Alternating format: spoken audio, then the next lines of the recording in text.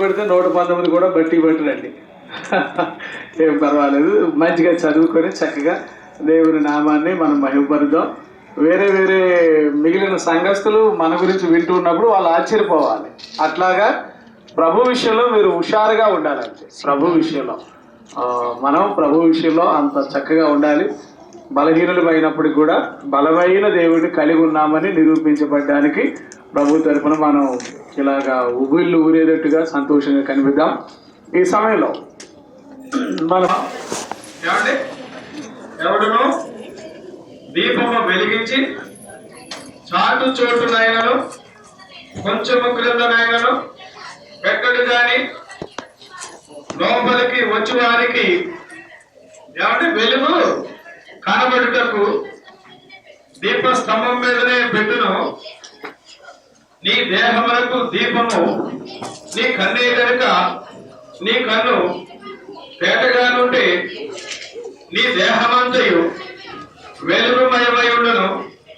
అది చెడినదైతే నీ దేహమును చీకటిమయమై ఉండును. కాబట్టి నీలో నుండి వెలుగు చీకటై ఉండకుండా చూచుకొనము. ఏమండి, ఏ భాగమైనను చీకటి కాక నీ దేహమంతయు వెలుగుమయమైతే దీపము తన కాంతి వలన నీకు వెలిగించినప్పుడు ఎలాగుండునో అలాగూ దేహమంతయు వెలుగుమయమై ఉండునని చెప్పాను. దేవునికి స్తోత్రం. హల్లెలూయా, హల్లెలూయా. ఈ రోజు ఈ వాక్య భాగం అంటే గత కొన్ని వారములుగా మనమంతా కూడా దేవుని యొక్క ప్రత్యేకమైన వెలుగు అనే దాని మీద చాలా వారములు మనం నేర్చుకుంటూ వచ్చాం. ఆయన మనకు ఎలా ఉన్నాడు, ఆయన చేతులు ఎలా ఉంటాయి, ఆయన కన్నులు ఎలాగా ఎవరిని వెలుగుమయమై ఉంటాయి, ఆయన పాదములు, ఇవన్నీ నేను గతంలో చెబుతూనే వచ్చా. మరి అలాగనే బైబిల్లో ఇంకొక మాట కూడా చెప్పారు. మనం అందరం కూడా ప్రకాశించడానికి ఏమండి పరిశుద్ధాత్మ అభిషేకం ఎవరెవరి మీద అయితే ఉంటుందో వాళ్ళ మీద అగ్ని నాలుకలు విభజింపబడి వారు ప్రభు కొరకు ప్రకాశించిన సందర్భాలు చూచాం. అలాగే నేను ఇంకో మాట కూడా చెప్పాను. బలిపీఠ మీద నుంచేమో అగ్ని మంట చుట్టవలను అది ఆరిపోవడానికి వీలు లేదు. మరి ఈ మధ్య కాలంలో నేను చెప్పాను, దేవుడు మనకిచ్చినటువంటి చేతుల్లో ఎలా వెలుగు ఉండాలి, కన్నులు ఎలా వెలుగుగా ఉండాలి, దేహం ఎలా వెలుగుగా ఉండాలి అంటే నేను అనేది ఏంటంటే, నా ప్రభు కొరకు మీరు ఏమైనా సరే మూర్ఖుల మధ్యలో జ్యోతులుగా జీవవాక్యాలను పట్టుకుని ఉండే వారిగా కావాలని చాలా గట్టి వాక్యాలు మనకి. అయితే ఈ రోజు ఒక ప్రత్యేకమైన మాట, ఇది ఏమిటి అని ఆలోచన చేస్తే ఈ 35వ వచనంలోనే చాలా క్లియర్ గా చెప్తారు. కాబట్టి నీలో నుండి వెలుగు చీకటి అయి ఉండకుండా చూచుకొనము అంటున్నారు. నీ లోపల ఉన్నటువంటి వెలుగు ఎవరో, మీ లోపల ప్రకాశించుతున్న ఆ ప్రకాశం ఎవరిది? మీ లోపల నిజముగానే దేవుడు అంతగా ప్రకాశించుతున్నట్లయితే అది ఏ కారణము చేతనైననో, బాగా చెప్తున్నాను వినండి, ఏ కారణము చేతనైననో అది ఎంత కొందట ఆరిపోవడానికి వీలు లేదు, మరుగవడానికి వీలు లేదు, అయ్యా కనుమరుగవడానికి అస్సలు వీలు లేదు. బాగా అర్థం చేసుకోండి అమ్మా. యేసు ప్రభువుని అంగీకరించిన వాళ్ళు చాలా మంది ప్రభు దగ్గరికి వస్తారు, రోగాలతో వచ్చి బాధైపోతారు, పేదరికంగా వచ్చి ధనవంతులైపోతారు. అలాగనే వారికి ఆయా సందర్భాల్లో వాళ్ళకి అన్ని కావాలని చెప్పి అలా ప్రభు దగ్గరికి వచ్చేస్తారు. ఏమైనా మంచి పెళ్లి కావాలంటే ప్రభు దగ్గరికి వస్తారు, ఏదైనా మంచి సహవాసం కావాలంటే దేవుని గుడి దగ్గరికి వచ్చేస్తారు. అంతా బాగానే ఉంటుంది. ప్రభు దగ్గరికి వచ్చాక కొంతమందికి విపరీతంగా దేవుడు వాళ్ళని అభివృద్ధి చేసేస్తారు. ఎప్పుడైతే వాళ్ళు పైకి వెళ్ళిపోతారో అంతగా భక్తిగా ఉండాలి ఏంటి, అంతగా చూసారా. ఇప్పుడు సైకిల్ దొరికినప్పుడు మాత్రం అప్పుడేమనుకునే వాళ్ళం, అయ్యో ప్రభువా నేను స్కూటర్ కొనుక్కునేది నాకు సాయం చేయ ప్రభువా, స్కూటర్ తర్వాత కారు ప్రభువా, కారు తర్వాత ఇల్లు ప్రభువా. ఏంటంటే ఒకట ప్రభు దగ్గర ఇలాగ మనం చేట భారతంలాగా అలాగే లిస్టు చదివేసుకుంటూ అన్ని సంపాదించేసుకుంటాం. కానీ సంపాదించుకున్నావు కానీ సంపాదించుకున్న వారికి అంటే ఇచ్చిన వారికి నువ్వు కృతజ్ఞతగా కలిగి ఉంటావని దేవుడు ఎదురు చూస్తూ ఉన్నాడు. నేను ఒక్కటే చెప్తున్నా, నీలోని యేసు ప్రభు మరుగు కాకూడదు. అదే టైటిల్. నీ లోపల ఉన్న యేసు ప్రభు ఏం కాకూడదట? అందరూ చెప్పండి, అందరూ చెప్పండి అమ్మా. ఎవరు మరుగు కాకూడదు? అర్థమవుతుందండి. ఇప్పుడు మన బంధువులు మరుగైనా పర్వాలే, మన స్నేహితుల మధ్యలో ఏదైనా వాడు ఎక్కడ కనబడ్డేటట్టు అనుకుంటే అనుకోండి. అసలు కొందరు మనల్ని పట్టించుకోకపోయినా పర్వాలేదు, ఆ మూల ఆడు ఉంటాడు కదా అనే ఆలోచన రాకపోయినా పర్వాలేదు. ఎవరు మనల్ని మర్చిపోయినా మనల్ని మరువని యేసు ప్రభు మనకు ఉన్నాడు కనుక ఆయనను నువ్వు ఎప్పటికీ ఏం కాకూడదట? మరువకూడదు. బాగా చెప్తున్న మాట ఏంటంటే, యేసు ప్రభు నీ లోపల నిండుగా ఉండనివ్వండి. ఎలా ఉండాలండి? నిండా. నిండా అంటే బైబిల్లో కొన్ని చోట్ల వాడు కుష్ఠరోగంతో నిండిన వాడి అనే మాట చదువుతాం. కొంతమంది బైబిల్లో రాసిన మాటలే చూస్తే కానీ కొందరండి దోపుతోను అచిచేంద్రాలతోను చెడ్డ వాటితో నిండిపోయి ఉంటారట. మనం ఒకటేనండి, యేసు ప్రభుని రక్షకుడిగా అంగీకరించిన రోజులుగా ఇల్లు కొనసాగుతూ మీ నిండా ఎవరు ఉండాలంటే ఆయనే ఉండాలి. ఆయనకి సంబంధమైనవే ఉండాలి. ఆయనతోటే నిండు ఉండాలి. ఆయనతోటే మన కాలం గడుపుకునే వారిగా మనము కావాలి. కాకపోతే ఇందులో ఒక మాట వచ్చింది. ఇది ఈ దృష్టి అనేది చూసారా, కొంతమంది కళ్ళు ఉంటాయి కానీ కలర్స్ తెలియదు కదండి. కళ్ళు ఉంటాయి కానీ రంగులు తెలుసా? కొంతమందికి తెలుసండి. అందరికీ ఇక్కడ ఉన్న కన్నులు ఉన్న వాళ్ళందరికీ కలర్స్ తెలిసినట్లయితే దేవునికి ఇస్తూ ఉంటాం. ఎందుకంటే నేను చూశాను నా దగ్గర మన లోపల ఈ వెలుగు ఎవరు అంతేనండి. ఇంక అందులో తేడా లేదు కదా. ఎందుకంటే ఆయనే మనకి వెలుగై ఉన్నాడు. బైబిల్ వాక్యాల్లో నేను పోయినసారే చెప్పాను. ఎలాంటి వెలుగై చెప్పాను ఏమండి? ఆశ్చర్యకరమైన అదే 2వ పేతురు 2వ అధ్యాయం 9వ వచనంలో మనం చదువుతున్నాం కదా. అందులో మనం చదివితే కనుక ఆయన ఎవరైతే ఆశ్చర్యకరమైన వెలుగు. అలాగే యోహాను సువార్త 1:4వ వచనం అనుకుంటారు. ఏమని చదువుతున్నాం ఏమండి? అటు సార్ చూడండి. ఇప్పుడు ఆయన వెలుగు అంటే జీవపు వెలుగు. ఆయన ఏ వెలుగండి? 9వ వచనం చదవడం అందరూ.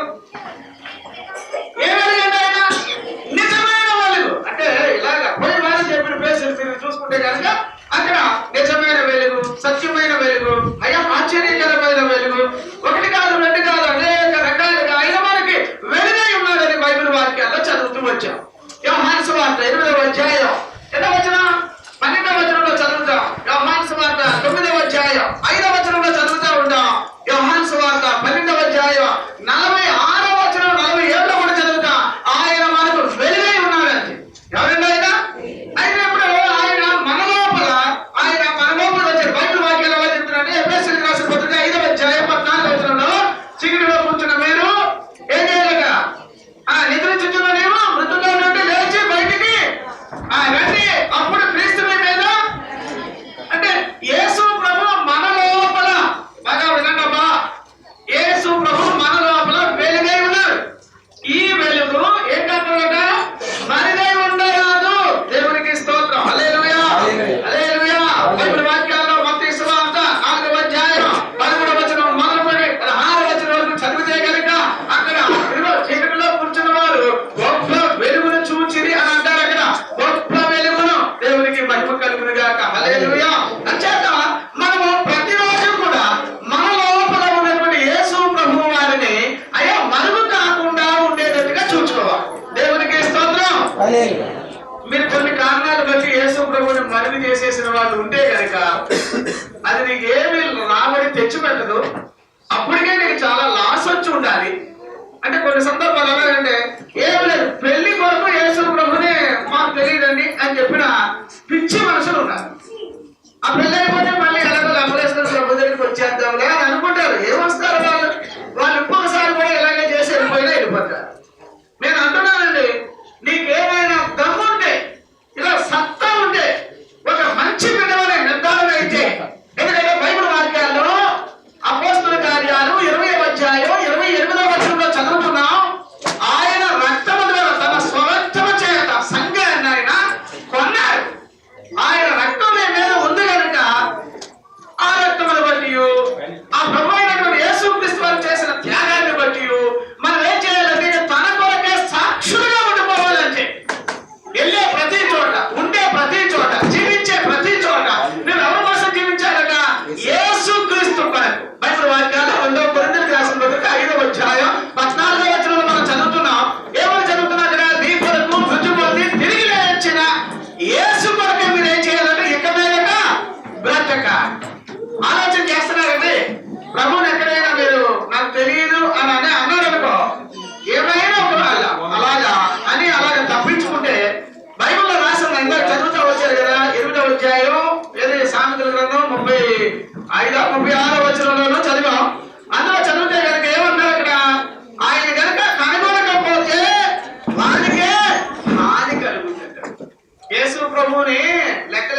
నిజంగా ఎవరైనా, నేను కూడా చాలా దేశ చరిత్రలో ఉన్నటువంటి పెద్ద పెద్ద వాళ్ళ గురించి చూశానండి. వాళ్ళు ఎందుచేతో ఏం కలిసి వస్తుందనో, రాజకీయ నాయకుల్లో చాలా మంది యేసు ప్రభుని తెలుసుకున్న వాళ్ళు ఉన్నారు. తెలుసుకున్నారు కానీ బయట వాళ్ళకి చెప్తే, ఏమంటే బయట వాళ్ళ దగ్గర ఒకవేళ మేము క్రైస్తవులు చెప్తే క్రైస్తవులు అయిపోయారు కదా అని తక్కువ చూపుతారనే ఎందుచేత ప్రభుని అంతే అంటున్నట్టుగా అలాగే ఉంటుంది. అది వారికి హానికరము. అలాగే ఉద్యోగాల సందర్భాల్లో మనం కూడా ఏం చేస్తున్నామంటే, మన క్రైస్తవులను తెలిస్తే ఉద్యోగాల్లో లెవెల్ తగ్గిపోద్దని, లేదా ఏమంటే ఈ పోస్ట్ ఎలా వస్తుందండి అని అంటారని చాలా మంది ఏం చేస్తున్నారు, ఏమంటే ఉద్యోగం విషయంలోనేమో హిందువులు గాను అన్యులు గాను, ఏమంటే మళ్ళీ మందిరం దగ్గరకు వచ్చేటప్పుడు మాత్రం క్రైస్తవులు గాను ఉంటున్నారు. ఇది కూడా మంచిది కాదు. దేవునికి స్తోత్రం. హల్లెలూయా. టైం వచ్చేటప్పటికి ఇది పొలమే ముఖ్యమని అనుకుంటున్నాం అనుకోండి, ఆ విషయంలో కూడా నువ్వు ప్రభువుని ఏం చేస్తున్నావు తెలుసా, తెలియదు అన్నట్టుగా ప్రవర్తిస్తున్నావు. ప్రభు నాకు తెలియదండి, నాకు అసలు సంబంధం లేదండి అని చెప్పుకున్నటువంటి పేతురు గారు ఏమన్నా ముందుకు వెళ్ళిపోగలిగారండి? ఆలయాలు ఏమన్నారండి? ఒకరు వచ్చి అడిగారట, నువ్వు యేసు ప్రభుతో ఉన్నావు కదండి, అసలు నేను ఎప్పుడో చూశానండి, అంటే ఎలా ఉంటాడండి, ఎక్కడ ఉంటాడండి అంటే, అసలు అమ్మాయి ఇచ్చానంటే లేదు నువ్వు ఆయనతో ఉన్న మనిషివేనంటే అప్పటికే అతను అబద్ధం ఆడుతున్నాడేగా. చూడండి, ఒకవేళ అది అతని పట్ల దేవుని యొక్క ప్రణాళిక నెరవేర్చబడడం కోసం ఒకవేళ వ్రాయబడినా, ఒకటి మాత్రం చెప్తున్నాను, ఇప్పుడున్న మనం యేసు ప్రభు నాకు తెలియదు అని లెక్కలేని తరంగా బ్రతికావా, అది నీకు మర్యాద కాదన్నమాట. అర్థమవుతుందండి? నాకు సంబంధం లేదు, నాకు తెలియదు, అసలు ఈయన ఎవరో నాకు తెలియదు అని చెప్పి ఒకవేళ లోకస్తుడు వాళ్ళగా బ్రతకదలిచినట్లయితే, నేను అంటున్నాను, అంతలాగా ప్రభువుని నువ్వు అంచనాలు అంటే తక్కువ అంచనా వేస్తే నువ్వు పెద్ద మందిరానికి రావాల్సిన అవసరం కూడా లేదు. అందుకే ఇక్కడ ఏమంటారు, ఇక్కడ ఏమన్నా 37 మళ్ళీ చదవనమ్మా. కాబట్టి నీలో నుండి వెలుగు చీకటి అయి ఉండకుండా చూచుకున్నాడు. అంటే ఇప్పుడు ఎవరు మరుగు కావడానికి నీలో చెప్పండి, యేసు ప్రభు నీ లోపల మరుగు కావడానికి వీలు లేదు. దేవునికి స్తోత్రం. ఏ రీతినైనా సరే ఇదిగో సమాజంలో బతకాలి, సాంఘికంగా ఉండాలి. అంచేత ఇలా ఉంటే నేను క్రైస్తవునని వాళ్ళకి తెలిస్తే కొంచెం నేను అండర్ ఎస్టిమేషన్ వేస్తానంటే, ఎవడ ఏ అంచనా వేసినా పర్వాలేదు కానీ అంచనాలకు మించిన దేవుడు మనతో ఉన్నాడు. దేవునికి స్తోత్రం. తను మెచ్చుకునేటట్టుగా నువ్వు బ్రతకాలి. దేవునికి స్తోత్రం. ఇది ఒక ట్రాన్స్లేషన్ లో ఎలా చెప్పారంటే, ఖచ్చితంగా ఎందుకు చాలా మంది యేసు ప్రభువులో సరిగ్గా ఉండకపోవడానికి కారణాలు ఉంటున్నాయి, ఎందుకు అలాగే అవుతున్నారు అనే దానికి ఆయన ఎలా రాశాడంటే, ఒక ఆయన ఇలా తర్జుమాలో చెప్పాడంటే, సరి అయిన వాక్యాలు చెప్పకపోవడం వలన గల విశ్వాసులలో ఇప్పటికీ కూడా ఎలా ఉంటున్నారో తెలుసా, పేరుకి విశ్వాసులే గాని ఏమంటే వారు ఉపదేశాలు సరిగ్గా వినకపోవడం. వారానికో లేదా నెలకొకసారో, కొంతమంది నెలకొకసారి వచ్చే వాళ్ళు ఉన్నారు ఇక్కడ. కొంతమంది ఏమో అమ్మ నేను మిమ్మల్ని అంటలేదు, పాపం దూరం నుంచి వస్తున్నారని అంటలేదు, నేను అలాగా ఎవరో చూసి చెప్పట్లేదు. ఒక్కటి మాత్రం చెప్తున్నాను, కనీసం వారానికి ఒక్కసారి వస్తున్నా, వచ్చేదో కుదురుగా ముందే వచ్చి, అంటే వాక్యం కోసమే కాదు, ప్రాంతంలోనూ ఆరాధనలోనూ వీటిల్లో కూడా నీ పాత్ర ఉంటే ఎంతో మంచిదంటే నేను అంటున్నాను. ఇప్పుడు ఉపదేశం ఎక్కడైతే సరిగ్గా చేయడం లేదో అక్కడ ప్రజలు నాశనం అయిపోతున్నారు. ఒక ప్రక్కన సమయం వస్తే ఏమంటే వాళ్ళు ప్రభు బిడ్డలు కాదని చెప్పేసేటట్టుగా వాళ్ళు మారిపోతున్నారు. అందుకే నేనేమంటున్నానంటే, ఖచ్చితంగా మంచి వాక్యం చెప్పే ఆ స్థాయి కలిగి ఉండేటట్టుగా మనము దేవుని సన్నిధిలో కోరుకోవాలి. దేవునికి స్తోత్రం. నేను వాక్యం చెప్తున్నాను, నేను స్వార్థంతో చెబితే అది నాకు శాపం. అది మాకు బైబిల్ చెప్తుంది. రెండవది ఏంటంటే, నేను యేసు ప్రభు కోసం ఆయన మెప్పు కోసం చెప్పకుండా నా మెప్పు కోసం చెప్పుకున్న రోజుని అది నాకు ఎప్పటికీ దీవెనిక. మా కుటుంబం చివరికి చూస్తే అది దీవెనకరంగా కనబడదు అన్నమాట. అందుకే నేనంటాను, బతికితే పరిశాఖంగా తినుంటాం కానీ ఖచ్చితంగా దేవుడి గురించి మాట్లాడాలి. ఎందుకంటే ఇది కాకముందు ఆల్రెడీ ఉద్యోగాలు చేసుకుంటూ లోకస్తులుగా బ్రతికిన కాలం నాకు తెలుసు. కానీ ప్రభు దగ్గరికి వచ్చాక ఎవరేమనుకున్నా సరే మోమాటం లేకుండా మాట్లాడాలి, ఖచ్చితంగా చెప్పాలి. వెళ్ళారు, ఒకవేళ వినకుండా వెళ్ళిపోయినా నాకు పర్వాలేదు కానీ ఖచ్చితమైన వాక్యం చెప్పాలని ఆలోచన. అంచేత ఇప్పుడు ఒక మాట మనం చదువుతున్నాం ఏంటంటే, డాక్టర్గా ఉపదేశం సరిగ్గా లేకపోవడం వల్ల చాలా మంది ఏం చేస్తున్నారు, ప్రభువుని మాకు తెలియదు అన్నట్టుగా. నేను అదే అంటానండి, ఇప్పుడు ఇంకెంతగా నూరంతలుగా ప్రభువులో బాగా బైబిల్ వాక్యం చెప్తుంది. ఏమండి, కీర్తన 52:8 చదివితే చీకటని. అసలు దేవుని మందిరంలో మనకంటూ ఉన్నటువంటి ఒక ఆధిక్యత గమనిస్తే, అందుకే నేను అంటున్నాను, ఒక్కొక్క పాయింట్ మనం గమనిద్దాం. చీకటి ఎందుకు ప్రాప్తిస్తుంది మన జీవితంలో? ఇప్పుడు మీ వెలుగు ఏం కాకూడదండి, 35లో నీలో నుండి వెలుగు చీకటి ఉండకుండా చూచు. మరి ఎందుకు చీకటి ఉంటుంది? ఇంతగా దేవుని దగ్గరికి వచ్చామండి మనం, బాగా వినండి. మన అందరికి అలవాటు ఏంటంటే రోగం వస్తే యేసు ప్రభు తగ్గించేస్తాడనే గట్టి నమ్మకం. సరే, ఆ నమ్మకానికి అది నీకే కాదు అందరికీ ఆ నమ్మకం మంచిది. కానీ నేను అంటాను, యేసు ప్రభు వచ్చింది కేవలం దాని కొరకేనమ్మా. ఆయన దగ్గరికి మనం తీసుకువెళ్ళాలని ఆయనకు ఆలోచన లేదా? తర్వాత ఇప్పుడు ఆయన శారీరకమైనటువంటి రోగాన్ని మాత్రమే నిర్మూలన చేయడానికి వచ్చాడా? మన లోపల ఉన్నటువంటి ఓర్వలేనితనం, మచ్చరము లేదా సహనం లేనటువంటి పరిస్థితులు మన జీవితాల్లో అనేక బైబిల్ వాక్యాలు చెప్తున్నాయి కదా. మార్కు సువార్త 7వ అధ్యాయం ఎంత 21వ వచనంలో చదువుతున్నాం. శారీరకమైనటువంటి క్రియలు ఏమనగా అది హృదయంలో ఎలా వస్తున్నాయంట? ఆ దురాలోచనలు, జారత్వము, దొంగతనాలు, నరహత్యలు, వ్యభిచారాలు, లోభములు, చెడుతనము, కృత్రిమము, ఎవరి కామ వికారము, ఇవన్నీ ఇవన్నీ కూడా ఎక్కడి నుంచి వస్తున్నాయంట? మనిషి లోపల నుంచి వస్తుంది. మరి వీటిని ఎవరు నిర్మూలన చేసే? యేసు ప్రభు కాదా? యేసు ప్రభుని ధరించుకున్న మనలో ఇంకా ఈ లక్షణాలు ఉండాలండి. ఇవే లక్షణాలతో మనం బ్రతుకు దగ్గరికి ఆ మాత్రం క్రైస్తవుడు ఎందుకు అనుకుంటాం? లోకస్తులందరూ కూడా ఇలాగే ఉన్నారు. కానీ అదే నేను ఏమంటానంటే, మన జీవితంలో చీకటి రావడానికి కారణం ఇంకా వదిలిపెట్టలేనివి ఇంకా మన వెనకాల పట్టుకొని ఉంటున్నామేమో. అందులో నుంచి మనం బయటికి రావాలి. అలా రాని పరిస్థితిలో చీకటి ఇంకా బైబిల్ వాక్యం చెప్తుంది, బుక్కావడి ధైర్యంలో ఏం పడ్డాయట? ఆ బుక్కావడి ధైర్యంలో ఏముంది, కొంచెం మూతగా మర్చిపోయాడు. ఆయన చూసుకోవాలి, లైఫ్ పట్టుకొని ఏళ్ళు పడ్డా. తర్వాత ఆ అత్తరు ఎవరికి అమ్ముదామన్నా ఎవరు కొనడానికి లేదు. నేను అంటాను, నీ విషయంలో నువ్వు జాగ్రత్తగా ఉండకపోతే కనుక, బాగా చెప్తున్నానండి, ఇక్కడ దేవుడి మందిరానికి రావడం మీరు అలవాటు పడ్డారు, మీకు నష్టం ఎప్పటికీ రాదు. మీ పక్షాన దేవుడు బలిష్ఠుడు.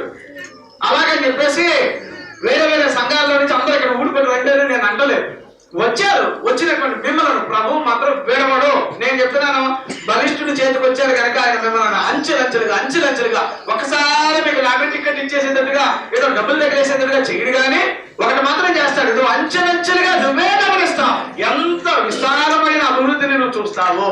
దేవునికి స్తోత్రం. అంచేత ఒక పాయింట్ లో మనకి ఎందుకు చేయబట్టి మన జీవితాల్లో కనిపిస్తుందంటే, ఒకే ఒక పాయింట్ ఏంటంటే మిస్అండర్స్టాండింగ్ అన్నమాట. దేవుని గురించి సరి అయిన అవగాహన లేకపోవడం. అది ఇక్కడ మనం చదువుతా ఉంటాం. చూడండి, యోహాను సువార్త 1వ అధ్యాయం 5వ వచనం ఒకసారి చదవండి అమ్మా. Praise the Lord. వెలుగు ప్రకాశించుచున్నది కానీ చీకటి దానిని చూసారా? ఎవరి జీవితాలు అయితే చీకటి అలుముకుంటుందో, ఈ చీకటి దాపరించడానికి కారణం ఏమిటంటే నిజమైనటువంటి వెలుగైన యేసు ప్రభుని అవగాహన చేసుకోకపోవడం. మన జీవితంలో రాజీ పడనక్కరలేని క్రైస్తవ జీవితం మనకి కావాలి. దేవునికి స్తోత్రం. ఎవరైనా సరే రాజీ పడనక్కరలేని, అది ప్రభుత్వం ఏదో చేస్తారనో, ప్రజలు ఏదో అంటారనో, ఎవరో ఏదో మనకి ఇబ్బందికరంగా మాట్లాడతారనో అది కాదు. అసలు నువ్వు యేసు ప్రభు దగ్గరికి వచ్చిందే అంటే లేటుగా వచ్చావు, తెలుసుకోగలిగితే పూర్తిగా తెలుసుకొని ఆయన కొరకు జీవించడం అలవాటు చేసుకోవాలి. దేవునికి స్తోత్రం. హల్లెలూయా. పాపంగా ఎవరో ఉండాలని నేను అనుకుంటాను. నిజమైనటువంటి వాక్య భాగాన్ని మనం విన్నాం. అంచేత యేసు ప్రభుని మరుగు చేసే ఆ కోవలో నువ్వు కనబడకూడదు. యేసు ప్రభు నీ లోపల ఎలా ఉండాలో, నీ లోపల యేసు ప్రభు ఎప్పటికీ ఏం కాకూడదు, మరుగు కాకూడదు అంతే. కాబట్టి క్రైస్తవుడిగా ఉండిన తర్వాత వాడు మళ్ళీ అడ్మిట్ అవ్వడానికి వీలు లేదు సార్, అవ్వకూడదు. అలాగే క్రైస్తవుడు అయిన తర్వాత వాడి జీవితంలో ఎప్పటికీ కూడా ప్రభువును వదిలేసి సాధారణమైన మనిషిగా మారకూడదండి. రక్షించబడుతున్నారు, మానవస పొందామంటున్నారు, ప్రభువు వాళ్ళు తీసుకుంటున్నారు, సిగ్గు లేకుండా ఒకవేళ వేరుగా వాళ్ళు కనిపించారంటే వాళ్ళ గురించి బైబిల్ చెప్తుంది కదా, వాడు క్రైస్తవుడు కాదు. కాబట్టి అర్థమవుతుందండి. బ్రతికితే ఇదిగో జీవితం అందరూ ఏది లోకంలో బాగా ఫస్ట్గా కనిపిస్తున్నారు, భలే ఉన్నారు అంటే ఏదో 73 చదివారు కదా. కాబట్టి భక్తులు అనుకున్నాడు ఏంటి వీళ్ళంతా బాగున్నారు అని అనుకుని వాళ్ళు అందరూ ఎలా ఉంటుందో చూసేద్దామని మొదలెడితే ఏదో జారి పడే చోటే ఉన్నారన్నమాట. ఇంకా మనమే ఆఖరి సమయంలో కూడా మనకి ఇంకొక ఛానల్ ఉంది. దేవుడికి స్తోత్రం. మామూలుగా ఇలా బ్రతుకున్నాను, ఇందులో కూడా ఆయన బ్రతుకుదాం. రెండోది ఇంకో రకం ఏంటంటే, మనుషులు రొట్టు వల్ల కాదు, దేవుడు నోటి నుండి వచ్చి ప్రతి మాట వల్ల అలా కూడా ఇంకో బ్రతుకు.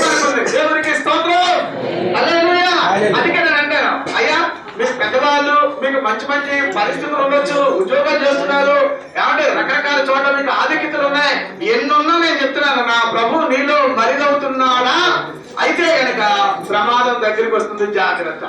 యేసు ప్రభు మరుగు కాకుండా నీకు జాతర అయితే అనేక మందికి నేను దేవుని బిడ్డనండి, నేను దేవుని బిడ్డని, నేను యేసు ప్రభు బిడ్డనండి. మనం ఇంకా వేరే అవగేషన్స్ లో ఎంటర్ కావద్దంటే ఒకటి, ఎందుకైనా కనుమరుగవుతున్నాడు. ఎక్కడ మన జీవితానికి తేడా వస్తుందంటే యేసు ప్రభు మన లోపల నుంచి ఏమంటే బయట వాళ్ళకి వ్యాపించాలి. బైబిల్ వాక్యం చెప్తుంది కదా, ఎఫెసీయులకు రాసిన పత్రిక 4వ అధ్యాయం 6వ వచనం చదువుతున్నాం కదా, కొలస్సీయులకు రాసిన పత్రిక 3:11 చదువుతున్నాం కదా. యేసు ప్రభు మన నుండి బయట వాళ్ళకి ఏం కావాలట? వ్యాపించాలి. నా దగ్గర వెండి బంగారాలు లేవు, నాకు కలిగింది నీకు ఇస్తాను, నజరేయుడైన యేసు నామములో లెగు అని అనగానే వాడు అక్కడ కూర్చుంటే ఒట్టు ఎవరో అతనిలో ఉన్నారంటే వెండి కాదట, బంగారం కాదట, నజరేయుడైన యేసు. అంచేత నేను అంటాను, మిస్అండర్స్టాండింగ్ అనేది ప్రభు మీద ఉండడానికి వీలు. దేవునికి స్తోత్రం, హల్లెలూయా. రెండవది బైబిల్ వాక్యాలు ఇలా కూడా చెప్తున్నాయి.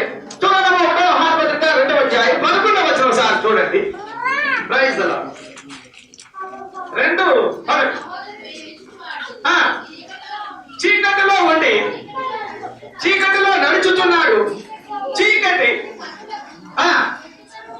చూసారా? ఇక్కడ మాట గమనించండి, చీకటి అతని కన్నులకు ఏం చేస్తుందట?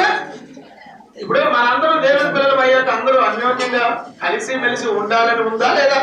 సహోదరులు ఎలా ఉండాలట? అందరూ చెప్పండి అమ్మ. ఐక్యత కలిగి ఉండాలి. సరే, ఐక్యత ఎవరిని బట్టి ఐక్యత కలిగి ఉంటాం? యేసు ప్రభువుని బట్టి. లేకపోతే మన కుటుంబాల్లో మనం ఐక్యత ఏంటండి? అసలు ఇళ్లలోనే ఎవరు కలిసి ఉండాలని అనుకోవట్లేదు, కలిసి ఉండొద్దు, మొత్తం దూరం అయిపోదాం, తర్వాత అప్పుడు కలుద్దాం, ఏమేమో రకరకాల నినాదాలు చేస్తూ ఉంటాం. కానీ బైబిల్ వాక్యం చెప్తుంది ఏంటంటే, ఇదిగో మీరు నేను యేసు క్రీస్తు దగ్గరికి వచ్చినట్లయితే ప్రతి వారు కూడా ఎలా ఉండాలట? కలిసి మెలసి ఉండాలి. దేవునికి స్తోత్రం, హల్లెలూయా. అన్నదమ్ములుగా ఉన్నారా? కలిసి ఉండాలి. దేవునికి స్తోత్రం. తమ్ముడుగా ఉన్నారా? కలిసి ఉండాలి. దేవునికి స్తోత్రం.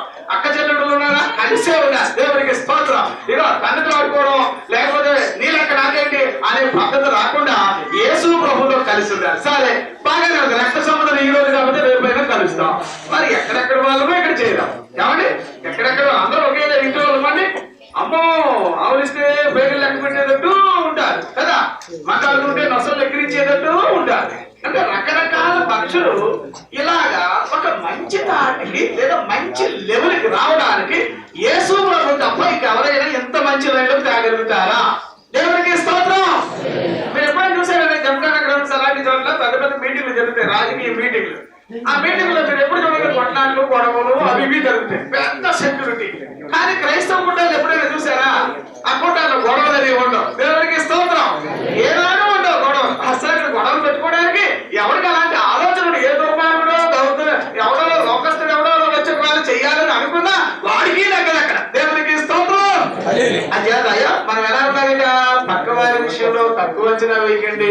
వాళ్ళు దేవుని బిడ్డలని తెలుసుకోండి, వాళ్ళ క్రైస్తవ బిడ్డలు వాళ్ళ క్రీస్తుని కలిగి ఉన్నారని తెలుసుకొని వారి శ్రేయస్సు కూడా కోరి మనం ఏం చేయాలట? ప్రార్థన చేసేవారిగా కావాలి. దేవునికి స్తోత్రం, హల్లెలూయా. అలా కాకపోతే అప్పుడు మనకి ఏమైపోతుంది అన్నారు? అక్కడ వచ్చిన రాస్తాడు కదా, చీకటి అతని కన్నులకు. అక్కడ చీకటి అంటే ఏం లేదు, అతన్ని ద్వేషించడం, అతన్ని లెక్క చేయకపోవడం, అతను నేను వాళ్ళు ఎవరో కానీ వాళ్ళు నేను గౌరవించకపోవడం. అందుచేత ఇప్పుడు ప్రభువులోకి వచ్చిన తర్వాత బాబు నేను అదండి, నేను ఇలాగండి, నేను తక్కువండి, నేను ఎక్కువండి ఏమీ లేవమ్మా. అందరూ యేసుక్రీస్తులో సమానులే. దేవునికి స్తోత్రం, హల్లెలూయా. అంచేత ఎందుకు చీకటి అవుతుంది, ఎందుకు మన బ్రతుకులు చీకటి అవుతుంది అంటే, ఒకటి ప్రభువుని గురించి సరిగ్గా అవగాహన చేసుకోకపోవడం, వెలుగు గురించి చాలా మందికి తెలియక ఇక్కడ కనిపించే వెలుగు ఇది సరిపోదు కాబోదు. ఎక్కడికి వెళ్ళిపోతాం? క్యాబ్లో వెళ్ళిపోయి అక్కడ చూస్తాం చీకట్లో పడి కదా, తెలియక. కానీ ఏమంటున్నాను, అసలు వెలుగు మన ప్రభు అయినా ఈ వాక్యాలు బాగా చదివితే ఈ వాక్యాల్లో ఆయన అనేక రీతిలుగా మనకు ప్రత్యక్షం అవుతాడు. అనేక రకాలుగా ఆయన మనల్ని అయా వెలుగుమయమైనటువంటి జీవితానికి తెస్తారు. దేవునికి స్తోత్రం, హల్లెలూయా. అంచేత ఈ వాక్య భాగంలో రెండవ పాయింట్ ఏంటంటే, బయట వాళ్ళతో మనం జాగ్రత్తగా దేవుని తరపున మనము ఉండాలి. అంతేగాని బయట వాళ్ళంతా వాక్యాన్ని బట్టి లూకా సువార్త మళ్ళీ చదవడమా? 11వ అధ్యాయం, ప్రైజ్ ది లార్డ్, 35వ వచనం. నీలో నుండి వెలుగు చీకటిగా ఉండకుండా చూచుకోనండి. చూడండి, 2 పాయింట్లు చెప్పాను. ఒకటి ఏంటంటే సరిగ్గా ప్రభు యొక్క వెలుతురు గురించి, ఆ యొక్క మహా తేజస్సుల గురించి, ఆ యొక్క ప్రకాశవంతమైన గొప్పతనాన్ని నువ్వు తెలుసుకోకపోవడం, అక్కడ నువ్వు పొరపడుతూ ఉన్నావు. రెండవది, బైబిల్ వాక్యాల్లో మనం చూసి ఏంటంటే బయట తన బిడ్డలుగా ఉన్నటువంటి వారిని కూడా నువ్వు సరిగ్గా గమనించకపోవడం వల్ల అది బాగోలేదని ప్రభు చెప్తా ఉన్నాడు. మూడవది, బైబిల్ వాక్యాల్లో చూడమ్మా, మత్తయి సువార్త 25వ అధ్యాయం 26వ వచనం ఒకసారి చదవండి. అతని యజమానుడు వాణిని చూచి, సోమరమైన చెడ్డ దాసుడా, ఏమంటే నేను విత్తని చోట కోయువాడును, చల్లని చోట నీ వెలుగుదువా? అట్లయితే నీవు నా సొమ్ము ఉంచవలసి ఉండేను,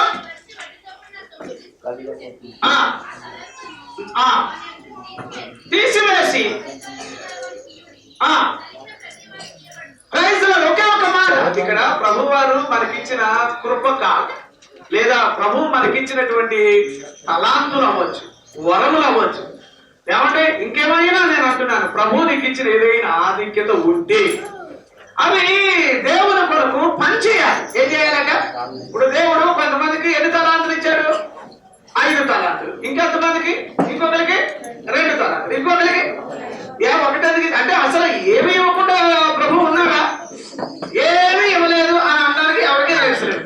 ఇప్పుడు అందరికీ ఏం చెప్పాలి? ఒకటి మన వాళ్ళు కొంతమంది ఇప్పుడు ఉన్న వాళ్ళు అడిగామనుకోండి కొన్ని మీటింగ్ లో, అమ్మ మీకు ఎన్ని తలాంతులు, ఎన్ని వరాలు ఉన్నాయంటే 9 వరాలు ఉన్నాయి అని చెప్పేవాళ్ళు కొంతమంది ఉంటారు. అలాగంటే అందరూ గుర్తించేస్తారు అని అనుకుంటారు.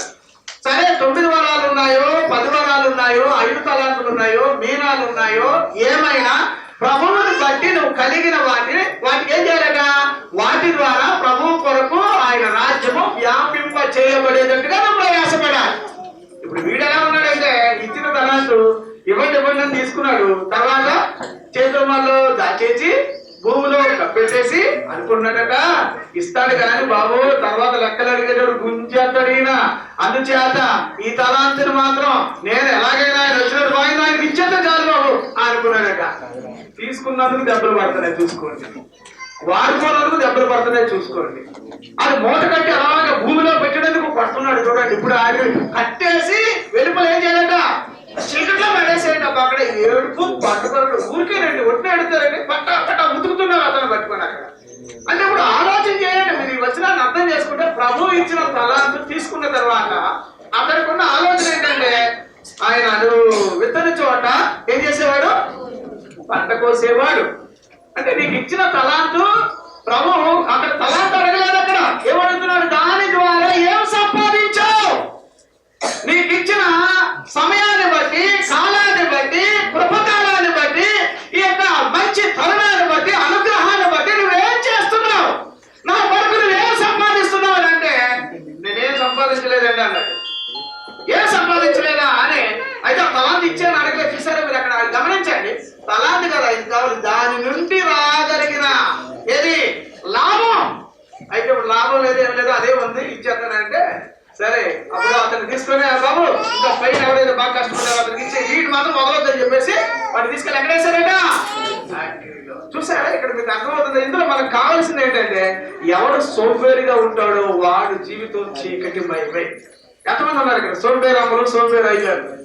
ఎంతమంది ఉన్నారు సోంబేరు గారు? ప్రభు విషయంలో ఎలా ఉన్నారు? నా ఎక్కడ చూడలేదు సోంబేరు అనగానే అంత కోపం వచ్చేస్తుంది చూసారా? కానీ ఇక్కడ సోంబేరు గారి గురించి ఇక్కడ ఉంది.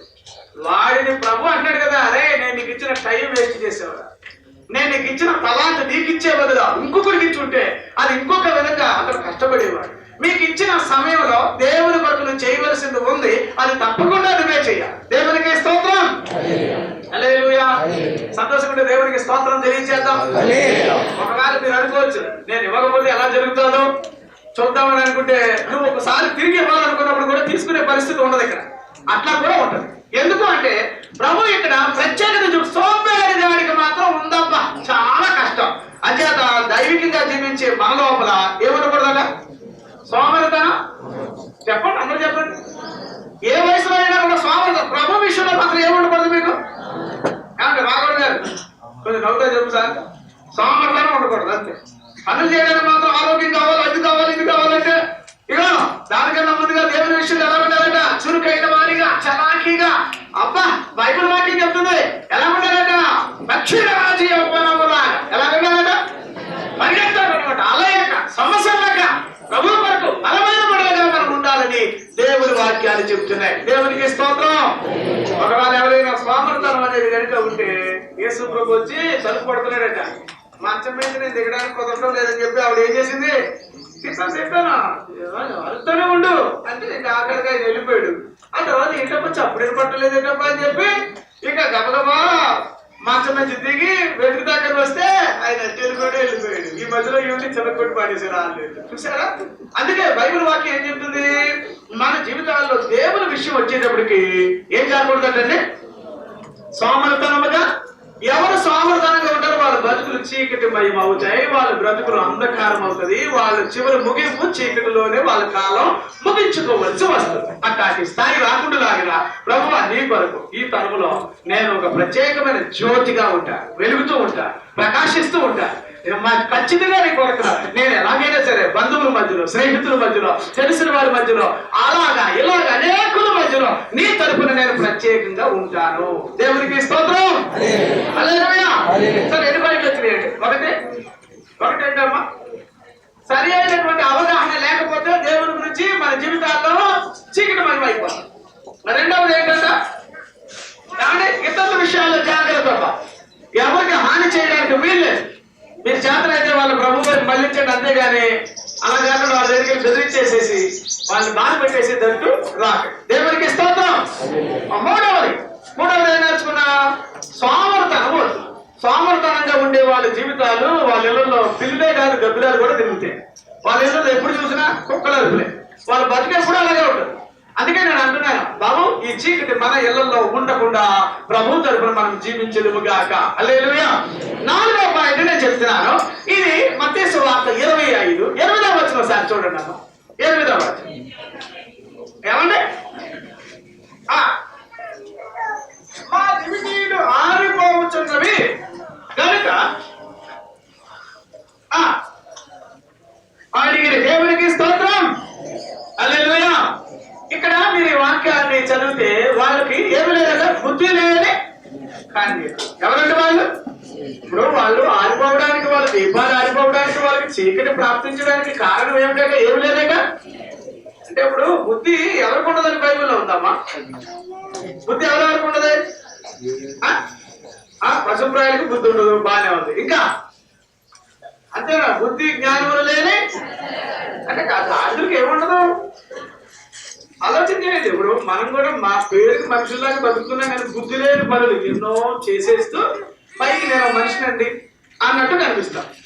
కానీ బైబిల్ అంటుంది ఇదిగో బుద్ధి లేని కన్యకులు దేవుని రాజ్యంలోకి ఎంటర్ అవుదామని వస్తుంటే ప్రభు అంటున్నాడు కదా, మీరెవరో నాకు ఎవరైతే ప్రభువుని నిర్లక్ష్యం చేస్తారో వాళ్ళంతా బుద్ధి లేని వాళ్ళే. బాగా వినగబ్బా. ఒకవేళ నీకు ఆస్తుంటే ఉండిగాక అది నీకుతో పాటు వచ్చేస్తుందని సంబరపడితే పడు, నాకేం బాధ లేదు. ఒకవేళ నీకు ఇల్లున్నా ఏమున్నా నా ప్రభు విషయంలో నువ్వు నిర్లక్ష్యంగా ఉన్నా చూసావు, అదే నీ జీవితంలో పెద్ద ప్రమాదం. యేసు ప్రభు విషయంలో నేను అంటానండి, ఇప్పుడు యేసు ప్రభు కోసం ఈ రోజు ఇక్కడ వాక్యం చెప్పాలి. ఎన్ని రోజులు బట్టి గుండెకాయలో తన్నుకుంటుంటదంటే వచ్చిన అయ్యో నేను ఇంకా ఎలా చెప్పాలో, ఇంకా ఎలా అడిగితే బాగుంటుందో ప్రభుని అడుగుతూనే ఉంటాం. ప్రభు ఇది ఎలా చెప్తే బాగుంటుంది, అసలు నువ్వు ఎలా కోరుకుంటున్నావు? ఎందుకు అనంటే ఈ వచనాలు ఒకవేళ కొంచెం తేడా వస్తే కనుక అయ్యో కడుపు నిండా అన్నం పెట్టిన వాళ్ళని కాకపోతానే అంచేత బాగా మంచి భోజనం పెట్టాలి, రుచిగా పెట్టాలంటే నేను ప్రిపేర్ అవ్వాలి. అలాగే మీరు కూడా నా కొరకు ప్రార్థన చేయాలి. చూడండి ఒక్క మాట ఇక్కడ ఈ బుద్ధి లేని కన్యకుల గురించి బైబిల్లో చూస్తే వాళ్ళు దేవుని యొక్క ఇంచుమించుగా గుమ్మం వరకు వచ్చేసారు పరలోకంలో ఎంటర్ అయిపోవడానికి. కానీ అక్కడికి వెళ్ళేటప్పుడు ఏమైందట? బుద్ధి లేక. ఈ బుద్ధి లేని జీవితాలు ఎవరెవరైతే నేను అంటాను ప్రభువుని ఎక్కువ ప్రేమించకుండా, ప్రభుకి ఎక్కువ ఆధిక్యత ఇవ్వకుండా, ఇక భూమిలో మునిగిపోయి ధనమరకలు అయిపోయి ఇదే నాకు సమస్తం అని చెప్పి ఎవరు ఎక్కువగా ఈ లోకాన్ని హద్దుగా బ్రతుకుతారో వాళ్ళందరూ కూడా బుద్ధి లేని వాళ్ళే. వాళ్ళకి ఏదో మంచి కాళ్ళు ఉంటే గొప్ప అనుకోకండి, వారికి ఒకవేళ ఇల్లు బాగుంటే గొప్ప అనుకోకండి. నేను అదే కాదు, ఇంకేమైనా ఉంటే ఉండు కాక మొట్టమొదటి వాళ్ళు దేనికి వాళ్ళ ప్రాధాన్యత? యేసయ్యకి ఇవ్వాలి. అంటే ఏంటంటే బాబు అలాగండి మొత్తంలో ఎటు చూసినా మొత్తానికి యేసు ప్రభువే ముఖ్యంగా మన జీవితాల్లో ఉండాలంటారు. ఏంటంటే అవును, ఆయన ఒక్కడే మనుషులందరూ కూడా పరలోకంలో ఉండాలని కోరుకున్నాడు. అందుకోసం ఆయన ఒక్కడే మన కొరకు విడవకూడని బాధ్యతలో విడిచిపెట్టి వచ్చాడు. అంచేత ఆయన కాదని నువ్వు బతుకదనికి మంచిదిగా ఆయన నిర్లక్ష్యం చేసుకుంటూ జీవించే జీవితం అంటే కొంతమంది ఎంత తక్కువగా చూస్తారండి ప్రభువుని, చాలా తక్కువగా చూస్తున్నారండి. మన మెడలో ఉన్న బంగారు గొలుసులాగా కూడా అంతకన్నా కూడా తక్కువగా చూసే వాళ్ళు ఉన్నారండి. మనకున్న ఆస్తిని బట్టి కూడా తక్కువగా చూసే వాళ్ళు ఉన్నారండి. కానీ బైబిల్లో చూస్తే కనుక బాబు సమస్తము నా వలనే కలిగినవి అని ఆయన అంటాడు. అంచేత నేను ఏమంటానంటే అప్పుడప్పుడు నేను మీకు ఉదాహరణ చెప్తా ఉంటాను, కథ చెప్తా ఉంటాను. ఒక రాజుగారు అనుకున్నాడట తన ఊర్లో ఎవరు కూడా పేదవాళ్ళు ఉండకూడదు అని అనుకున్నాడట.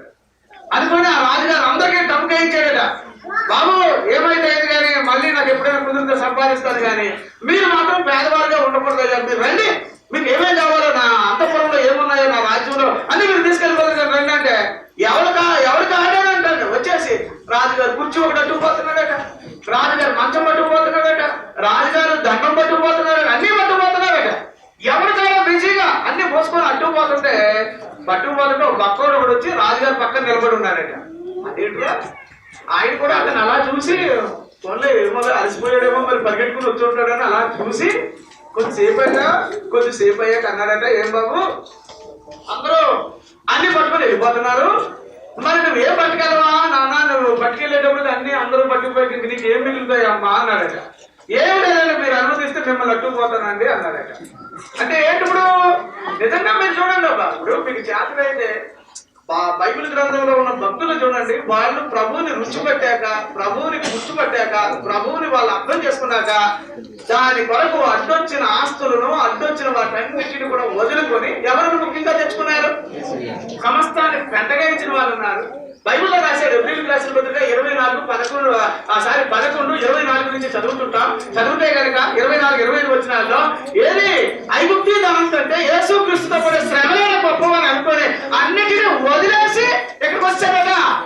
యేసు ప్రభు దగ్గరికి వచ్చేసారు. దేవునికి స్తోత్రం, హల్లెలూయా, హల్లెలూయా. అందుకే నేను అంటున్నాను, యేసు ప్రభు కొరకు మీరు బుద్ధిమంతులుగా ఉంటారు. ఒకవేళ అలా లేకపోతే మనం ఏమైపోతున్నాం? బైబిల్ ఏం చెప్తుంది? కాబట్టి వారి జీవితం చీకటిమయమైపోతుంది అని అంటున్నాడు. అక్కడ ఇంకో మాట మనం చదువుదాం. దేవునికి స్తోత్రం, హల్లెలూయా. తర్వాత బైబిల్ వాక్యాల్లో మత్తయి సువార్త 5:15 వచనం ఏమంటున్నాడు? ఇక్కడ మత్తయి సువార్త 5:15 వచనం, మనుషులు దీపంలో వెలిగించి ఎక్కడమ్మా కొంచెము కింద పెట్టరు గాని చూడండి, నీలో యేసు ప్రభు మరుగు కాకుండా ఉండాలంటే నీవు వెలిగిన దీపం ఎక్కడ ఉండాలంటే కొంచెం కింద. అంటే ఎలాగా కొంచెం కింద? ఒకసారి చార్లెస్ గారు దీని గురించి చెప్పారు. ఏమని చెప్పారంటే కొంచెము అనగా ప్రభువుని ఏదో కొంతమందిగా అంటే అంచనాలు లెక్క, ఈ లెక్క వరకు చాలేదు, మాకు మా ఇంట్లో వాళ్ళకి నేను క్రైస్తవుడిని అని తెలిస్తే చాలేదు, బయట వద్దులే అంటే కొంచెం కింద. అంటే అలాగే కొంతమంది దీపాలు ఎక్కడ పెడుతున్నారట? మంచం కింద పెడుతున్నారట. ఎక్కడ పెడుతున్నారు? అట్లాగే కొన్ని వాక్యాలు అలా ఉన్నాయి. ఎందుకు పడుతున్నారంటే ఇదో సుఖం ఎక్కువైపోయింది, దేవుడి గురించి మాత్రం ఏం ప్రయాసపడాలని అనుకోవట్లేదు. వాళ్ళ ఇంటికి మాత్రం దేవుడు వస్తే బయట వాళ్ళకి చెప్పాలని వాళ్ళకి ఆలోచన ఉండదు. అందుకే ఇలాంటి వచనాలు మనం గమనించినప్పుడు మన జీవితంలో మనం ఏమి కూడా ఇదో మన ప్రభు సంఖ్యలకు మించిన వారు కాబట్టి ఆయనకి ఏముండదు, ఆయనకి అంకీలు ఉండవు. ఇప్పుడు అంకీలు ఎవరికి? ఏదైనా లెక్కలేయాలన్నా సంఖ్యలు వేసుకోవాలంటే మనుషులకి తప్ప దేవుడికి వేయడానికి ఎవరు సరిపోడు. ఆయన సంఖ్యలకు మించిన వాడు. దేవునికి స్తోత్రం. అసలు రాత్రి పగలు ఆయనకు ఉండదు, అర్థమవుతుందా? కాబట్టి ఆయనకి రాత్రి పగలు ఉండదు. దేవునికి స్తోత్రం. ఆయన అలయుడు, సమస్యలుడు. అసలు బైబిల్లో కొన్ని మాటలు చదివితే ఆయన మనిషిగా ఆయన అలాగా ప్రత్యేకమైన మాటలు ఆయన గురించి ఉన్నాయి. అందు గురించి ఇక్కడ మనం చదువుతున్నాం. ప్రభువుని దయచేసి ఏదో కొంత లెక్కల ప్రకారంగా ఏదో కొంత వరకు ప్రభువుని పట్టుకోవడం, దాని తర్వాత మళ్ళీ తేడాగా కనబడడం, ఇది మంచి పద్ధతి కాదు. దేవునికి స్తోత్రం, హల్లెలూయా. తర్వాత దేవుడు ఎందుకు మన జీవితాలు అంటే ప్రభు మన జీవితంలో సరిగ్గా కనబడకపోవడానికి, మన బ్రతుకుల్లో చీకటి జీవితం ఇంకా అక్కడెక్కడ కనబడడానికి కారణాలు ఏమిటంటే 4 ముఖ్యమైన పాయింట్ చెప్తాను. ఒకటి డిసొబీడియన్స్ అంట. అంటే ఏంటి? విధేయత లేకపోవడం, క్రమము లేకపోవడం. నేను ఒక మాట వాక్యాన్ని బట్టి గట్టిగా గర్దిస్తే ఎందుకంటే చెప్తున్నారు ఏంటో కానీ అంచేత పక్కన వేరే చర్చికి వెళ్తామండి. నువ్వు అక్కడ పోయినా నువ్వు అక్కడ బాగుపడు, ఇక్కడ బాగుపడ్డాడు అక్కడ కూడా బాగుపడలేదు. నేను చెప్తున్నానుగా, ఎందుకంటే నేను ఎవరితో నాకు తెలుసు. నా ప్రభు తరపున నేను ధైర్యంగా ఉండాలనుకుంటాను. చాలా మందికి ఏంటంటే గుమ్మడికాయలు దొంగేవారంటే మరి క్యారెక్టర్ మారకపోతే, ఇప్పుడు నేను ఈ రోజు వాక్యం చెప్పానండి, ఈ రోజు ఏమో నువ్వు గుమ్మడికాయలు దొంగేవాడిగా బుధాలు చదువుకున్నావు, నేను రేపటికైనా నువ్వు మారుతావేమో మళ్ళీ చెప్పేవాడిగా, అప్పుడు కూడా నువ్వు ఇంకా గుమ్మడికాయలు దొంగేవాడిగా బుధాలు చదువుకునేటట్టుంటే అసలు క్యారెక్టరే మారిన బ్రతుకు నీకుంటే కనుక నేను అంటాను, దుష్టుడిని తరమకుండానే వాడు ఏమవుతాడట, ఏమైపోతాడు? కనబడు కొన్ని రోజులు అయితే అర్థమవుతుందమ్మా. పెద్ద పెద్ద వాళ్ళని నేను చూశానండి. అందుకే ఇక్కడ ఏంటంటే ఇక చూడండి, ఒకటి మోరల్. మోరల్ అంటే ఏంటి? క్రమముగా మనము ప్రభు బిడ్డలమైన తర్వాత ఎటుబడితే ఉండడానికి లేదు, ఎటుబడితే ఆడడానికి, ఎటుబడితే మాట్లాడడానికి, ఎలా పడతారో చూడడానికి, ఎలా పడితే అలాగా ఏదో కొంచెం పర్వాలేదండి అని అడ్జస్ట్ అయిపోవడానికి అవి కుదరలేక. ఒక కాలం క్రితం మనం అలా ఉండినాం. అప్పుడు మోరల్ ఎవరు పట్టించుకున్నాళ్ళే అనుకునేవాళ్ళు కదా. కానీ ఇప్పుడు మోరల్ అంటే ఏంటి? క్రమముగా. దేవునికి స్తోత్రం. హల్లెలూయా. ఎంతమంది క్రమంగా ఉన్నారో ప్రభు వారిని దీవించునుగా. మీకు అర్థమవుతుందమ్మా? మోరల్ అనేది ఏంటంటే ముందు ఈ కుటుంబ జీవితంలో కావాలి. ఎందులో కావాలి? కుటుంబ జీవితం. భార్య భర్త అనే వాళ్ళు ఉన్నారు. ఇక వాళ్ళ మధ్యలో ఎట్టి పరిస్థితుల్లో కూడా వేరే తారతమ్యత రాకూడదు. దేవునికి స్తోత్రం. కానీ దేవుని బిడ్డలుగా ఉండి వారిలో తేడా ఉంటే కనుక చాలా విచారపడాలి. అంటే దేవుని బిడ్డలై ఉండి కూడా భార్యాభర్త చెప్పుకొని నా కొండ వేరే, నీ కొండ వేరే, నువ్వు అన్నం వేరే వండుకో, నేను ఉప్పు సప్పు వేసుకుంటానులే అని ఇక్కడ నువ్వు అన్నం వండుకోవడం, అట్లాంటి మూర్ఖమైనటువంటి క్యారెక్టర్ ఉంటే కనుక అది చాలా పొరపాటు. పిల్లలు అన్నం తింటున్నారో లేదా? ఏం తింటారు? నేను ఒక పూట అన్నం తినబోదు, మా పిండి నా దగ్గరికి వచ్చి అడుగుతాడు, పప్ప అన్నం తింటావా పప్ప అంటాడు. గట్టిగా అడిగితే అది కొడతానని చెప్పి అనకపోయినా వచ్చి అంటాడు, పప్ప భోజనం చేస్తావా పప్ప అంటాడు. ఇక ఆ చిన్నపిల్లడు మాట్లాడగా నాకేమనిపిస్తుంది, రారా వస్తానరా భోజనం చేస్తానరా అంటే ఏంటి? మనం అందరం కూడా ఎలా ఉండాలి? ఐక్యతగా, ఫ్యామిలీ మ్యాటర్స్ లో ఐక్యతగా. ఉదయం లేచాక భార్య భర్త ఇద్దరు కలిసి ఏం చేయాలమ్మా? ప్రార్థన చేయాలా వద్దా? ఎంతమంది మీ భర్తలు మీ దగ్గరికి వచ్చి మీతో కలిసి ప్రార్థన చేస్తున్నారు చెప్పండి. మా ఆయన నాతో ప్రార్థన చేస్తున్నాడు, అమ్మ బ్రహ్మంగా చేస్తున్నారా? ప్రభు ఆయన దీవించగా ఏం కనబట్టలేదు ఇక్కడ. మరి ఎవరమ్మా మీ దగ్గరికి రాకుండా, అంటే మీ యజమాని మీ దగ్గరికి రాకుండా లేదా మీరు ఆయన దగ్గర ఏదో కలిసి ఒక చోట కూర్చొని అలా ప్రార్థన చేయని కుటుంబాలు ఎన్నో ఉన్నాయి ఇక్కడ, ఎన్నో ఉన్నాయి. చాలా కష్టం కదా. మీ యజమాని మీ దగ్గరికి వచ్చి లేదా నువ్వు ఆయన దగ్గర ఇద్దరు కలిసి ఒక చోట కూర్చొని ఏం చేయాలి? లేదా మొక్కాలి, కాస్త ఒక చిన్న పాట కుదిరితే, అది కూడా పాట వచ్చి రాగం సరిగ్గా ఉంటే ఉండుగాక, లేకపోతే ఏదో ఒక పాట పాడి ఒక చిన్న వాక్యం చదువుకొని మీ ఇద్దరు కలిసి ప్రార్థన చేస్తున్నారు. అప్పుడు మా మేడం నేనేమని ప్రార్థన చేస్తాను? ప్రభువా నా బ్రతుకుకే ఒక ప్రత్యేకతను తీసుకొచ్చి, ఎవరిని బట్టి? మా మేడం బట్టి నాకు ఆదికి వచ్చిందని నేను ప్రార్థన చేస్తాను. ఇక నా గురించి ఆవిడ ప్రార్థన చేస్తున్నాను పొగుడుతుందని అనుకుంటున్నారు. అలాంటి కాదు, అట్లాంటి సీన్ మా మధ్యలో పెట్టుకున్నాను. ఆవిడ ప్రార్థన చేసిన నేను ఏడుస్తాను ఒక్కొక్కసారి. అందుచేత నేను అంటున్నాను, భార్యాభర్తలుగా ఉన్న వాళ్ళు ఇద్దరు కూడా ఏం చేయాలంటే, నిన్న మొన్న మేము అన్నాం, ఈ ఎవరు రాఘవరు మా ఇంటికి వచ్చిన అన్నాను, అయ్యా అమ్మ వచ్చి ప్రార్థన చేస్తుందా అన్నాం. ఆయన చెప్పగానే నాకు సంతోషం వచ్చింది, వాళ్ళు ప్రార్థన చేస్తున్నారని వినగానే. దేవునికి స్తోత్రం. ఒకవేళ అలాగ ఎవరైనా ఇంకా మీలో ప్రార్థన కనుక మీరు చేసుకోండి అయ్యారు అని నువ్వు ఇంకా పడుకున్నావు అనుకో, మంచిది కాదు. అట్లాగే ఎవరైనా సరే అయ్యా మీరు ప్రార్థన చేసుకుంటారా? రైతురాలు యోషువ గారు వారి కుటుంబం ప్రార్థన చేసుకుంటారు. ఎవరు ఇందులో ప్రార్థన చేయట్లేదు ఇప్పుడు మాత్రం వాళ్ళ మీద శుద్ధించు కొట్టినట్టే ఉంటుంది. ఎవరు ప్రార్థన చేయట్లేదు, యజమాని రావలేదు, నీ వాటిలో ప్రార్థన చేస్తున్నావు, నువ్వు ఏడుస్తే ఆయనకేం తెలియట్లేదు. కొంతమంది అలాంటి వాళ్ళు ఏమంటారంటే, నువ్వు ఎంతైనా ఏడు, నేను మాత్రం మారను, అందుకనే పోయి మారాలి. ఇప్పుడు దేవుడికి స్తోత్రం. హల్లెలూయా.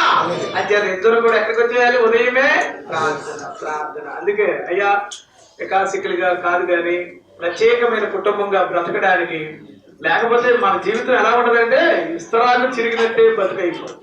కుటుంబాలు ఉన్నాయంటే దేవుడు ఊరికే చేయలేదు, యాక్టింగ్ చేసేటంటే ఊరికే చేయలేదు అంచేత ప్రార్థనలు చాలా. తర్వాత ఇదో ఎర్రర్స్ ఏవైనా ఉంటే, ఎర్రర్స్ అంటే ఏంటి, మిస్టేక్స్ ఏవైనా ఉంటే ఏం చేద్దాం ఇప్పుడు వాటిని తెప్పుకుంటే కాదమ్మా.